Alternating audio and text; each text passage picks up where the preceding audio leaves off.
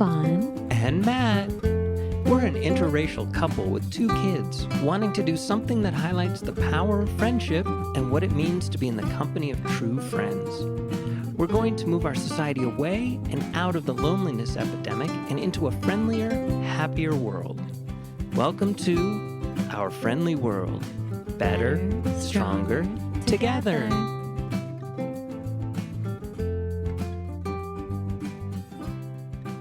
Hi, everybody. Welcome back. Hello. Maybe it's because this week, especially more so, we were watching so many romantic comedies and, It's been rough. like happy shows because, especially this time of year, I think everyone has anxiety, even though they don't admit it. It's such a transition time.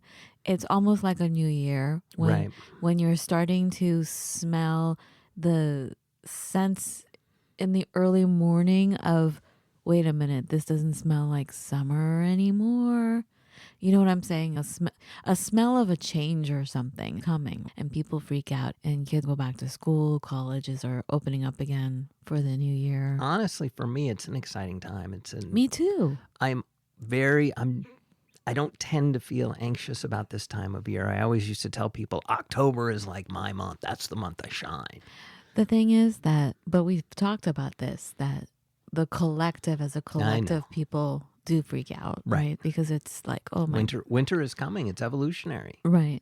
So anyway, that's why I think that's one of the reasons we were watching so much more than usual. So what I was looking at this week was the idea of heartbreak, and I came across totally like synchronicity.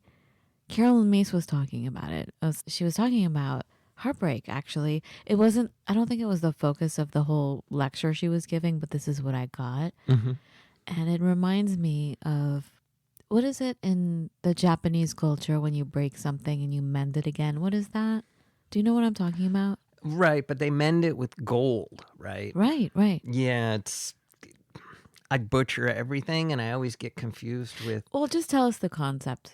You probably don't want to pronounce the word, right? Because we're going to get it wrong, I'm sure. Well, it's probably Kintsugi, but if I looked at it as a Westerner strictly, I would say it's Kintsugi. So what's the basic principle behind it, though? Well, okay, so it has a whole lot of history, but at the end of the day, you take broken pieces of ceramic. So you drop a bowl, oh dear, and big old chip or big old whatever comes out of it. And they fix it with lacquer. And at some point in time, somebody decided to mix gold dust in the lacquer. And it completely changes the entire piece. Because instead of like on the Brady Bunch, when they broke Mom and Dad's lamp and they tried to fix it so nobody could tell. Don't play ball in the house. Right. So nobody could tell. Right. They're making it like front and center. Right. Yeah. And what's the principle behind that? Well, so certainly wabi-sabi, which is the embracing of the imperfect, kind of comes into play. But I think more importantly is it really wants to treat the break that did happen as part of its history instead of something that needs to be hidden, like on the Brady Bunch. That makes sense. So this is why I think that concept came to mind when I was listening to Carolyn Mace. So in the audience, someone stood up and asked a question. She had insomnia. So then my ears perked up, right? Mm-hmm. I'm like, oh. And she was weepy. The way she was talking, I could tell she wanted to just burst into tears from sadness, right? Mm-hmm. From something. And I could totally relate. And she called it severe insomnia. I'm like, uh-huh. And so they were talking about that. And for this woman, it came down to heartbreak. And Carolyn Mace is a no muss, no fuss kind of a person. She's not lovey-dovey, but she wasn't harsh with this woman, which was remarkable to me because she can be really harsh. Truthful, but harsh, Mm-hmm. But she was talking about heartbreak, and this is the lesson. She said, you don't mend a broken heart. You don't try to fix it, and you don't try to put it back together like the way it was. What you do is you look at how many pieces you have. You look at the pieces you have, and you look to filling it up you look to filling up those pieces. And it's kind of like this Japanese tradition because you're not putting it back exactly the way it was. You're adding to it. So in the spaces and the gaps that you now have, you're filling it with something to pull it all together again. And it made me think of like so many things actually, like even working out. Your muscles tear and you keep strengthening them and they get bigger and stronger. And so much like with a broken heart, much like, we've been disappointed by people. It's hard to make friends. Being disappointed and heartbroken over a friendship is just kind of the same level as, doing it with a lover. Doing it by Right. by breaking up. It's a very bad feeling. Right. And so, if we take a look externally too, you will see people who go through terrible things, cancer, etc. They'll get tattoos over the scars, or they won't hide the scars. you open it up for other people to come in. Stop pining away for what was. Let go. It's done. It's done. All right? There's so much out there. And what you do is you allow for those spaces, those cracks to be filled. But I started to get some understandings on my own about heartbreak and how we can fill that up, Right. And really, you just have to force yourself to allow others to come in. Force yourself to allow others to come in. Why you say it like that? It's just that's exactly what you just said. Yeah, I know. But it I sounded know. like you're mocking me or something.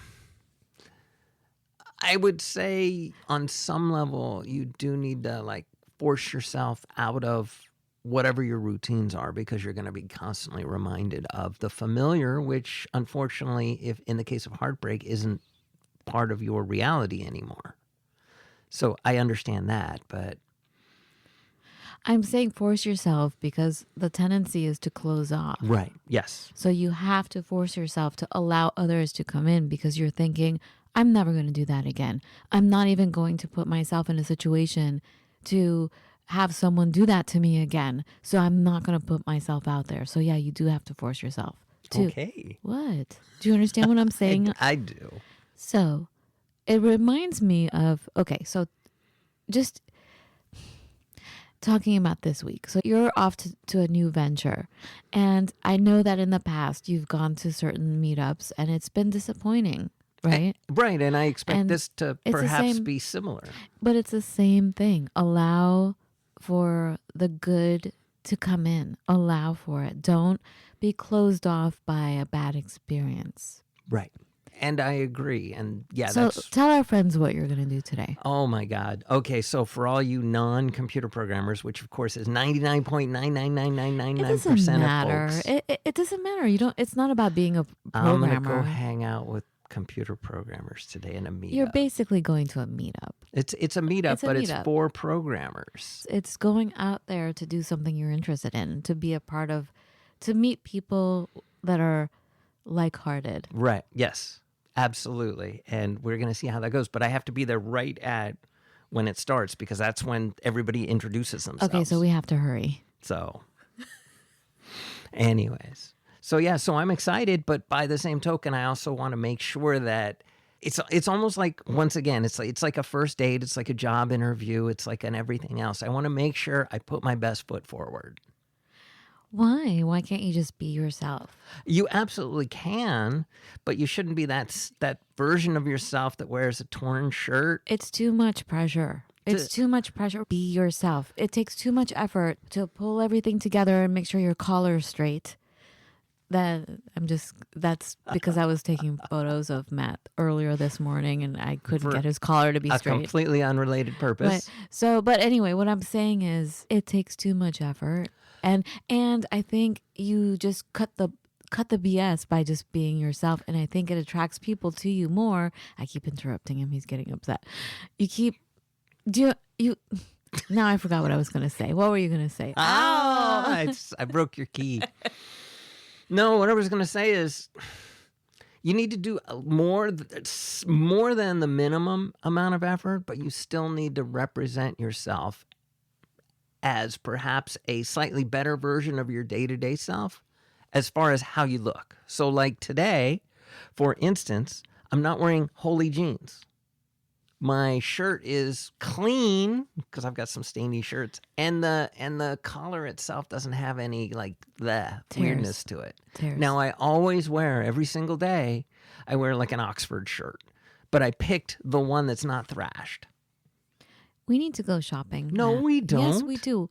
What? The last time was what? 16 years ago. Look, Went I'll go get not grocery shopping, but Van clothes Heusen shopping. Oxfords because that's what I wear, and I'll just get I'll get all the colors again, and we'll call it a day. Nice commercial for Van Heusen. Hey, I like Anyway. the Van Heusen blue. But what I'm saying is, yes, okay, you can treat that as ceremony in that you're polishing stuff in a way. Right. You're polishing yourself. But just be yourself. You're putting too much pressure on it, and that causes awkwardness. Well, as soon as It's I too open much. my mouth, I will be absolutely 100% me. Rock on. Because I can't hide that. But I also don't, I can scare people off. Yeah. Well, also, See, you said yeah. well, yeah. I mean, the first time I ever saw you, I thought you were a gangster. You look scary. Well, thank you, my love. Sheesh. Well, until you show who you are. Yeah, you do look intimidating. Stop it. You do. You do. And then if you're not in the habit of talking to people or being out there are awkward moments, but you have to also remember that. Like, remember when you told that lady, we were trying to hire someone to help us with our house, with the See, floors. why? I'm just telling our friends. Okay, so we were trying to find someone to help us with the floors. We were moving into the house and we needed things done quickly. Nobody was available. And Matt found someone finally. And then she ended up saying, "Oh, I'm really busy."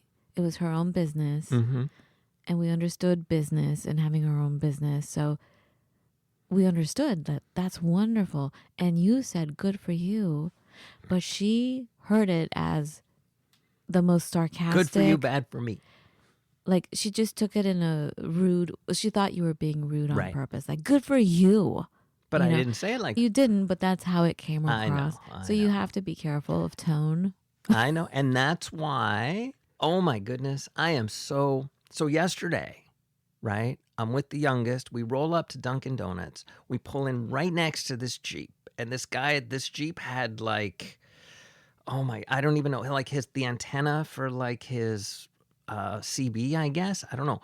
But where it hit the car, it was a shell. It was literally looked like a bullet shell.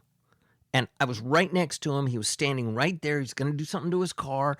Then he stopped and paused to let me out of the car. And I said, "Thank you, sir." Because I always say sir to everybody. So it comes across as shockingly genuine because I do it all the time. And then I joked with him and moved on with my life. He was actually taking the top off of his Jeep. And I was like, "Oh, that's the way to do it today. Well done." But, boom. What does that have to do with anything? Uh-oh. Zing.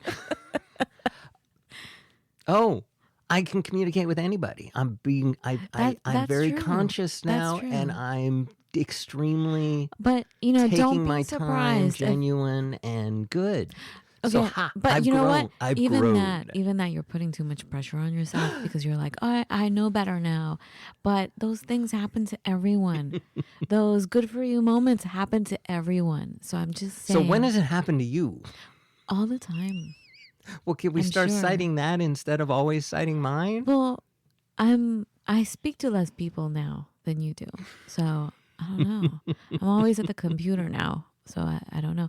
I mean, it's just the way it's on my face. I think it's my background. Like, sometimes, I'm looking at something that totally is pleasing to me, joyful to me, but my face looks like I'm either bored or like disgusted. Oh my God, the first time you and I went to a romantic comedy, and I'm like looking over, right? Because, you look at your date when you're out, and you were like,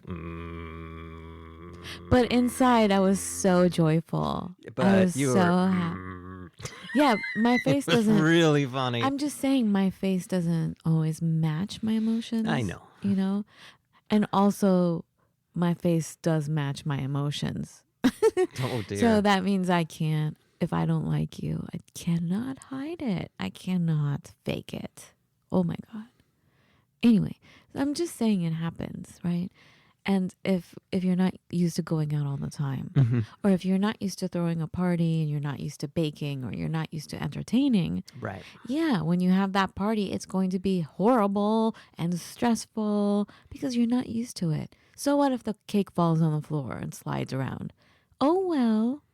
But if it's your first time or if you haven't done it in a while, it's like a disaster for you and everything is ruined. Hence But the stress of no, Thanksgiving. but that just comes, it comes with it's part of the flow, you know? Right. I get it. So it's just something to remember when you go out there again to meet new people. And that's it. That's my thing this week. How about you? I'm just looking forward and yet dreading going to that meetup today. So we'll have to see how it goes and I'll report back. Yeah, I mean, is it like the dread when you're jumping into a lake or a swimming pool and you're like, oh, it's too cold, or like, oh, but once you're in there, the water is fine. It's like the dread of going to an in-person interview because I don't know where I'm going. It's in a strange place. I've never been there before. I Yeah. could get lost. I don't know anybody there. And it is just enough quasi-professional because, everybody's going to stand around and say, well, I'm a blah, blah, blah programmer and I work on this and I'm curious. Well, take every lesson you've learned from the past and keep that in mind. However, at the same time, be open to goodness to fill the cracks. Yes. Yes, with lacquered gold. There you go. That's it for us because, Matt he has to go to the thing now. We'll talk to you soon. Have a beautiful everyday. Be well.